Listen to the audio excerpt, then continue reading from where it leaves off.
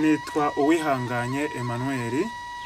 Nkaba rero nje gutangira kwigisha Igisoro. Inyamamare TV rero irashaka kuzaza bigisha kino gisoro uko gitangira nuko cyitwa.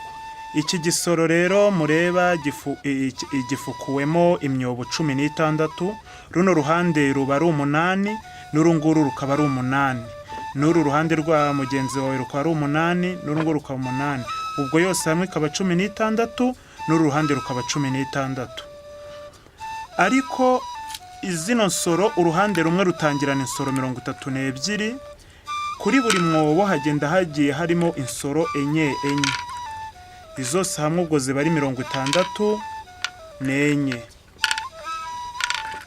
Nuko zigenda zipangwa mbere yuko utangira kubuguza. Ndi uruhande ubuguzi uganamo ni uturuka iburyo ugana ibumoso. Kigiye gifite ibyiciro bigiye bitandukanye. Runo ruhande rwa mugenzi wawe rw'ibumoso kuri mugenzi wawe murimo gukina uri kuri ruhande. Runo ruhande rubari bahita hano muri Nteba. Runo ruhande rukitwa muri Ngarama. Nahangaha ku ruhande rwanjye ni kuri Nteba. Runo ruhande rwanjye akaba ari muri Ngarama.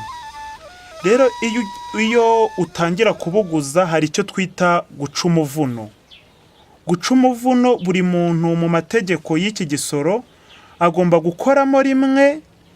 Uwo nguwo bafite inganje uba wamwemereye kuba yatwara inganje. Inganje nuko uba wemerewe kuza kurasa mbere cyangwa se ugakora mu gisoro mbere.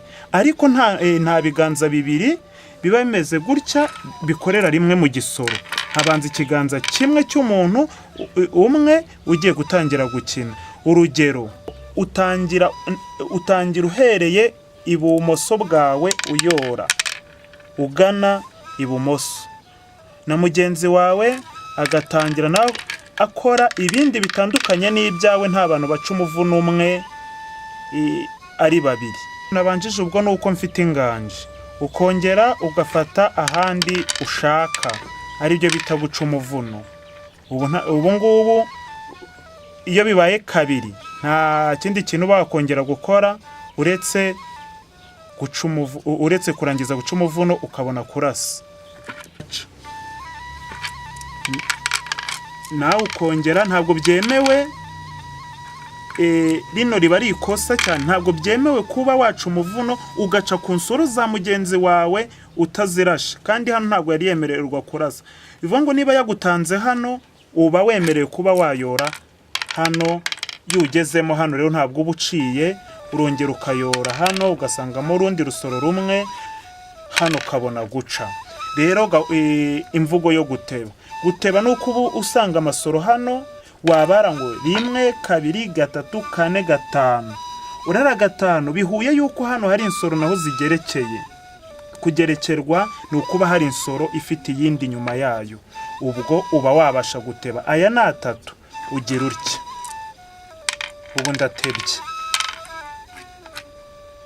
Aya ni 3 ashobora kongera ukabara 1 2 3 ukabona nazo zirariye. Ziri insoro zirashe mu mvugo nziza, zirashe insoro 8. Insoro 8 ubwo zirakomeza nzitere nzibuguze zice hano mu mvugo nziza. Hari ukubuguza no gutera insoro. Icyiza rero ni ukuzibuguza. Hano nkabona 4 nkabuguza gutya. Hano nkarasa 7 nkongera nkabuguza nkabona igico. Rero ntabwo twabarengereza hano kuri ino episode dushobora gutangiraho. Ino niyo ntango y'igisoro. Mbere iyo umaze guca umuvuno ugakoramo bwa mbere na mugenzi wawe akayora ubwa kabiri, ubwo muhita mutangira kurasa. Iyo ubonye mu insoro urarasa. Si ngombwa kubuguza urasa. Hari n'igihe wanga kurasa kugira ngo ukunde wirengere uze kubona kuntu utsinda mugenzi wawe.